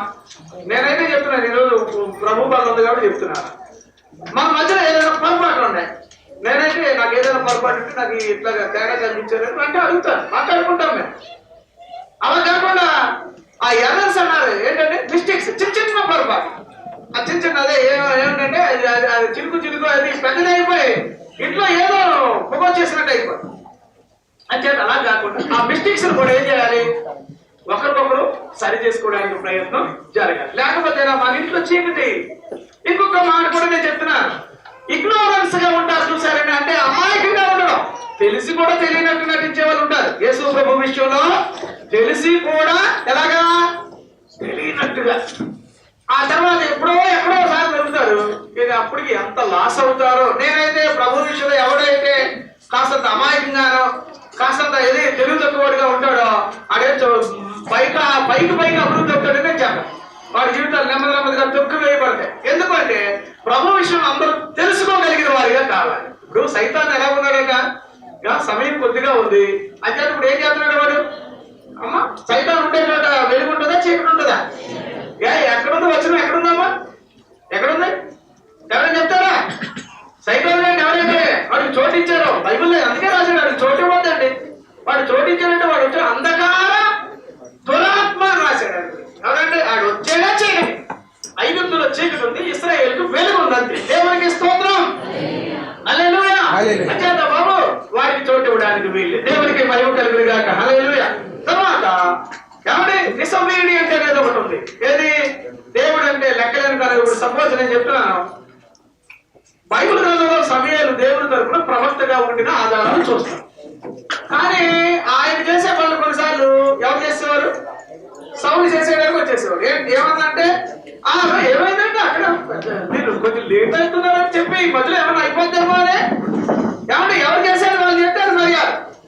ఈయనేమనుకున్నాడు, దేవుడు సేవకుడు చేయవలసింది పోయి రాజులు కదా నన్ను ఎవడేమంటారని చెప్పి కొన్నిసార్లు ఇలా ముందుకు వచ్చేవాడు. ముందుకు వస్తే అంటే అన్నాక ఫోన్లు పడ్డట్టు అయిపోయి అక్కడ బతుకులో చూస్తావా. నువ్వు ఎప్పుడైతే విధేయత చూపలేదో, నువ్వు ఒక విగ్రహారాధికుడు గాను, ఒక ఏమంటే లోకస్తుడు గాను, ఒక మాంత్రికుడు గాను, ఒక ఖ్యాతమని చేసినటువంటి వ్యక్తితో సమానుడు అయ్యారు అని చెప్పి అతనికి మీద ఇశ్రాయేలు మీద రాజుగా ఉండడానికి వీలు లేదు తీసేసినట్టుగా 1వ సమూయేలు గ్రంథం 15వ అధ్యాయం 22-23 వచనాలు మనం చదువుతాం. దేవునికి స్తోత్రం, హల్లెలూయా. తర్వాత అన్నిటికన్నా చాలా అంటే మన జీవితం చీకటిగా ఉండడానికి కారణం రెబెలియస్, అంటే ఏమంటారు దాన్ని, అంటే తిరుగుబాటు చేసే స్వభావం. గర్వం కూడా అందులోనే పెట్టాలి మరి అంతే. ఎప్పుడైతే గరానా లెక్కలు చేస్తారో వాళ్ళ జీవితాల్లో చీకటి ఉంటుంది. అదో మా ఎల్లప్ప ప్రార్థనకు రాలేదే అంటే బడగపేట వెళ్ళాను అక్కడికి వెళ్ళాను అంటాడు. నేను నవ్వుకుంటాను, పాపం ఆయన ఏదో అలాగే వెళ్తాడు ఇలాగే వెళ్తాడు. కానీ టైం వచ్చినప్పుడు ఎంత వరకు వచ్చేస్తుందో నేను అంటాను. ఏ టైంలోనైనా కూడా మన యొక్క వ్యక్తిగత జీవితంలో ఏంటంట, దేవుని మందిరానికి ఈ రోజు రావాలండి, ఆదివారం రావాలి, రాకుండా మనం ఎటేటో తిరుగుతున్నాం. అప్పుడు దాన్ని అర్థం ఏంటి, మీరేమనొచ్చు ఆదివారం ఈ రోజే మాకు జీతాలు వస్తాయి, ఈ రోజే మాకు అన్ని డబ్బులు దొరుకుతాయి అని అనేది వారికన్నా నేనేమంటానంటే, నువ్వు దేవుడి దగ్గరికి రావడానికి ఎట్లన్నా ట్రై చేయి. అలా ట్రై చేస్తే ముందు రోజులు అన్ని పరిస్థితులు మారుతాయి. దేవునికి స్తోత్రం, హల్లెలూయా. వ్యతిరేకంగా ఉండాల్సిన అవసరం లేదు, తిరుగుబాటు చేసే స్వభావం అస్సలు రాకూడదు. అలా వచ్చిన రోజున మన జీవితాల్లో చాలా కష్టాన్ని చూడవలసి వస్తుంది. అప్పుడు మన బ్రతుకుల్లో వెలుగు ఉండదు. సరే, ఇదంతా కూడా బైబిల్లో ఒక వచన ప్రకారంగా నేను చెప్తాను. చూడండి, మత్తయి సువార్త 8వ అధ్యాయం 12వ వచనం, మత్తయి సువార్త 22వ అధ్యాయం 13వ వచనం. ఎవరైతే చీకటిలో జీవిస్తారో వాళ్ళకి శిక్ష తప్పదు. అర్థమవుతుందండి, చీకటిలో బ్రతికే వాళ్ళకి శిక్ష తప్పదు. అర్థమవుతుందండి. బైబిల్లో ఏమన్నాడంటే ఎఫెసీయులకు రాసిన పత్రిక 5వ అధ్యాయం 11 నుంచి ఒకసారి చదవండమ్మా. 5వ అధ్యాయం 11 నుంచి 13 వరకు చదివితే, పాలివారై ఉండక ఏమయ్యనగా ఏమండి అండి చూసారా, ఇక్కడ ఒకటి అన్నారు, డార్క్నెస్ అనేది, చీకటి అనేది ఏంటంటే అది ఎప్పటికీ కూడా వారికి కీడే ప్రాప్తిస్తుందట. చీకటిలో బ్రతికే వాళ్ళకి ఏమొస్తుంది, వారికి కీడు, వారికి నాశనం, వారికి నష్టం. అందుచేత ఇప్పుడు నీ లోపల ఉన్న యేసు ప్రభు ఏం కాకూడదు, మరుగై ఉండడానికి వీలు లేదు. దేవునికి స్తోత్రం, హల్లెలూయా. సరే, ఇదంతా కూడా జనరల్ గా మన వ్యక్తిగత జీవితంలో చూస్తాం. ఇంకొక రకంగా చీకటి ఏంటంటే టీచింగ్. ఈ టీచింగ్ అనేది సరిగ్గా గనక దేవుని తరపున మాట్లాడకపోతే 4వ అధ్యాయం 6వ వచనం చదవండి.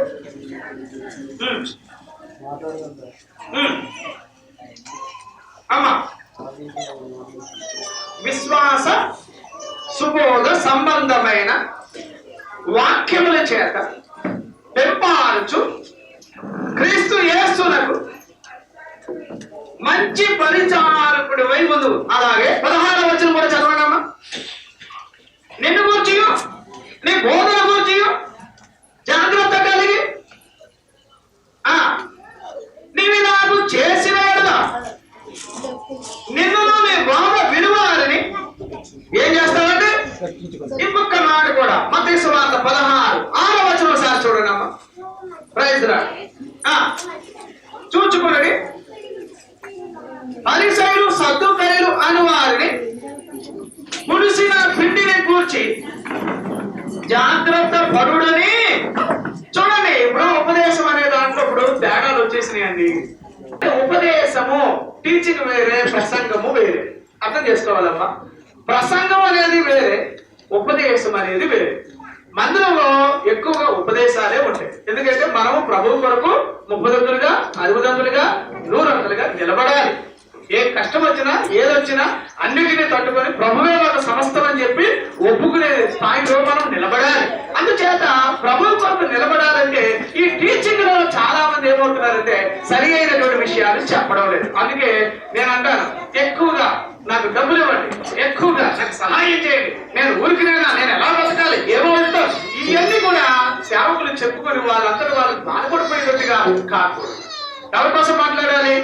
ప్రభు అన్యాయస్తుడు కాదు, ప్రభు అన్యాయస్తుడు కాదు. ఎప్పుడు కూడా తన బిడ్డల్ని అడుకునే స్థాయిలో పెట్టడాన్ని ఓ మాట అన్నాడు కదా. 37వ కీర్తన 25లో చదువుతాం కదా, నేను చిన్నవాడిని అన్నాను ఎప్పుడు నేను. అయితే దేవుని బిడ్డలు ఏమాత్రం కూడా ఏం కావాలట, నీతిమంతులు భిక్షమెత్తుకోవడం జరగదు. అందుకే నేను అంటున్నాను, బాగా వినండి అబ్బా. ఉపదేశాలు ఈ రోజుల్లో వాక్యాలు తక్కువైపోయి ఏమంటే టీచింగ్ లో మోసం చేస్తున్నారు. ఇంకొకటి చెప్తున్నా, ఇట్టే ప్రవచనాలు చెప్పడం. ఏం చెప్పడం అండి? ఎట్లాగా? కుమారమ్మ గారు ఇప్పుడు వచ్చే కాలానికి మారుతి బండి కొనుక్కుంటుంది. ఇవి చూసుకో, ఇప్పటి నుంచి నడవడం మానేస్తుంది. ఇప్పుడు ఎందుకు మానేస్తుందంటే మళ్ళా నయ్య గారు చెప్పేశారు. అప్పుడు నాకు కూడా నేను ఎలాంటి అన్ని వినేటప్పుడు నేను అనుకుంటా ఉంటాను, ఏదైనా సరే ప్రతిదానికి బైబిల్ లింక్ లేకుండా ప్రవచనాలు చెబితే అవి ఒట్టివి, తాత్కాలికంగా వాళ్ళ కాలం గడుపుకోవడానికి చెబుతారే తప్ప తర్వాత మనమేమనుకుంటాం, చెప్పిన వాళ్ళే మెచ్చుకుంటాం, దేవుడు ఏం చేయట్లేదని దేవుడి మీద అడిగేస్తా ఉంటాం.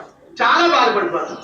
పోవడం వలన ఒళ్ళు మండి, అయ్యా ఈ చివరి దినాల్లో ప్రభువు కొరకు ఈ ఉపదేశం సరిగ్గా లేకపోవడం వల్ల ఇప్పుడు ఎవరు మరుగైపోతున్నారు? యేసు ప్రభు మరుగైపోతున్నాడు.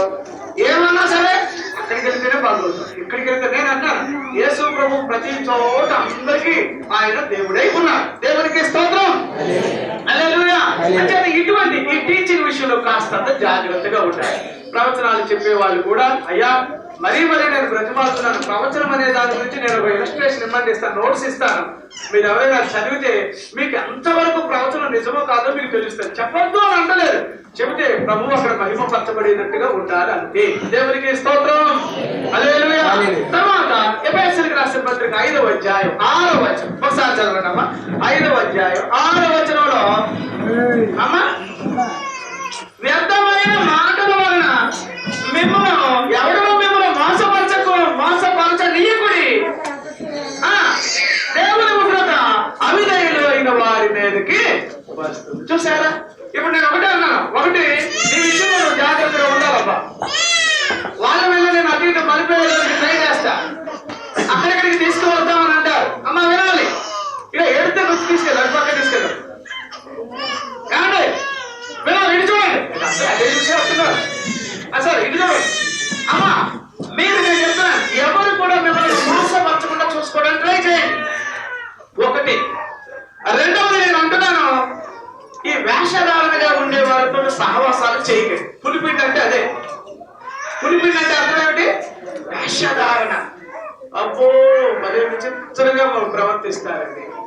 దేవుని దగ్గరికి వచ్చా కూడా ఇంకా అలాంటి స్టైల్ చేసినందుకు నాకైతే మాత్రం అనిపిస్తుంది ఏదో విధంగా కూడగొట్టాలంటే కిందకి. అది జరగట్లేదు. భలే డాంబికంగా ప్రవర్తిస్తారు. లేని తనవాన్ని వారు కలిగి ఉన్నట్టుగా గొప్పలు చెప్పుకుంటారు. వాళ్ళే నా దగ్గర కూడా ఒక అయ్యగారు ఇక్కడికి వచ్చేవాళ్ళంటే, శేఖర్ గారు నేను చెప్తున్నా చూడండి, మీరు ఎంత చక్కటి వాక్యం చెప్పగలుగుతున్నారు కదా, బయటకి మీకు తేడా ఏంటంటే వాళ్ళు పొగిడించుకుంటున్నారు, మీరు ఆ పని చేయలేకపోతున్నారు.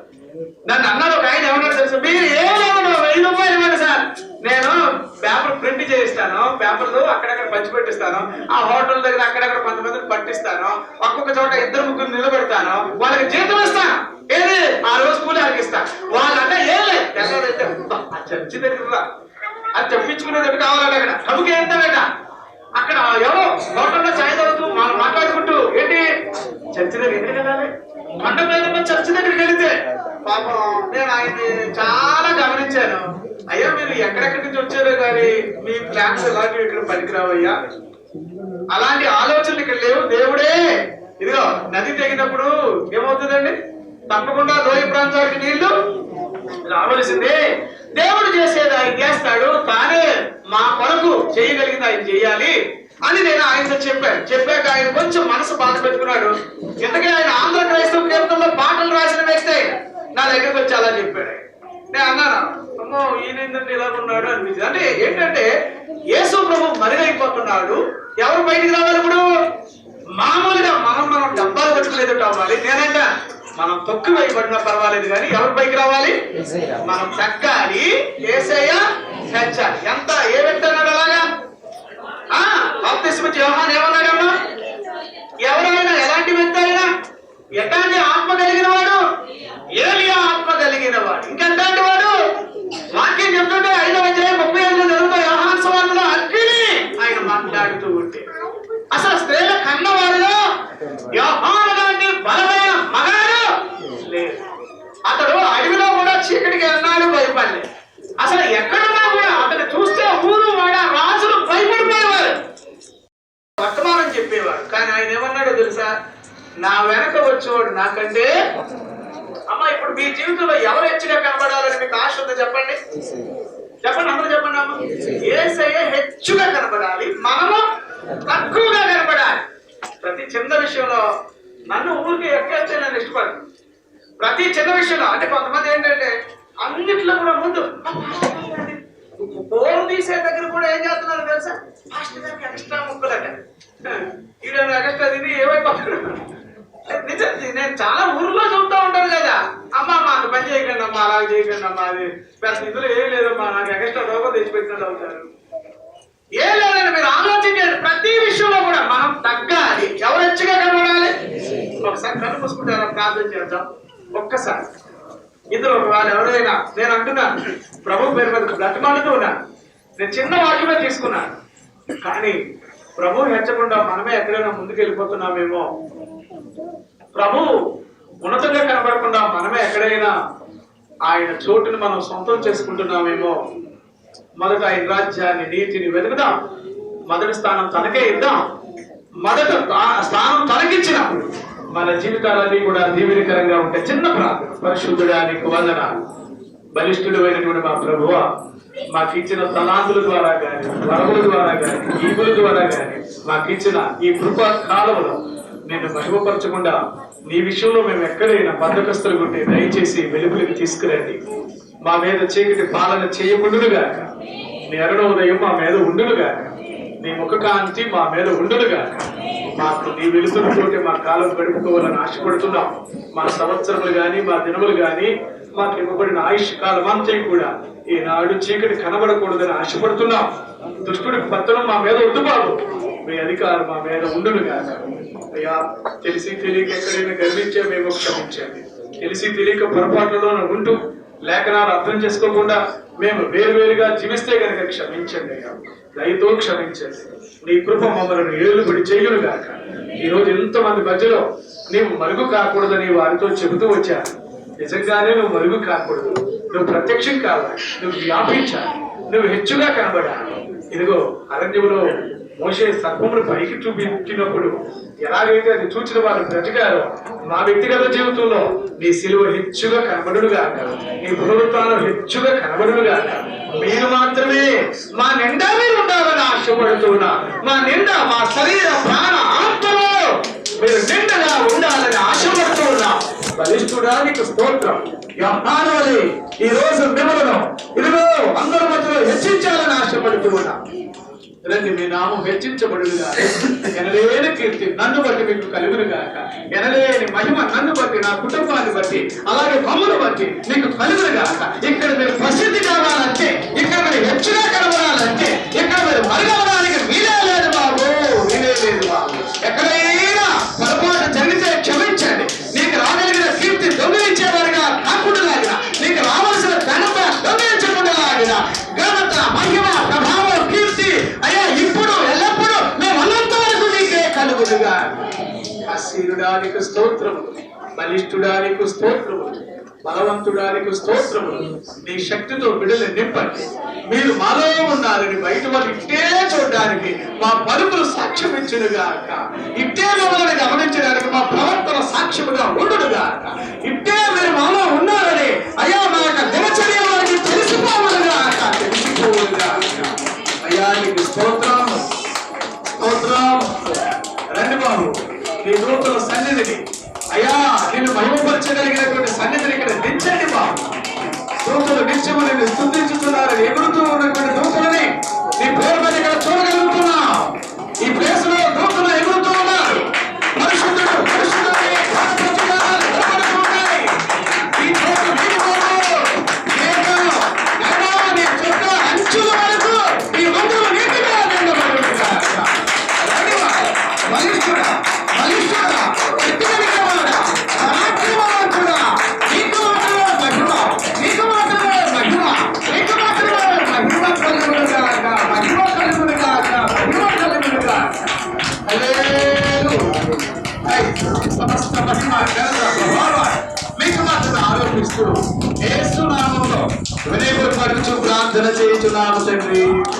ఆమేన్.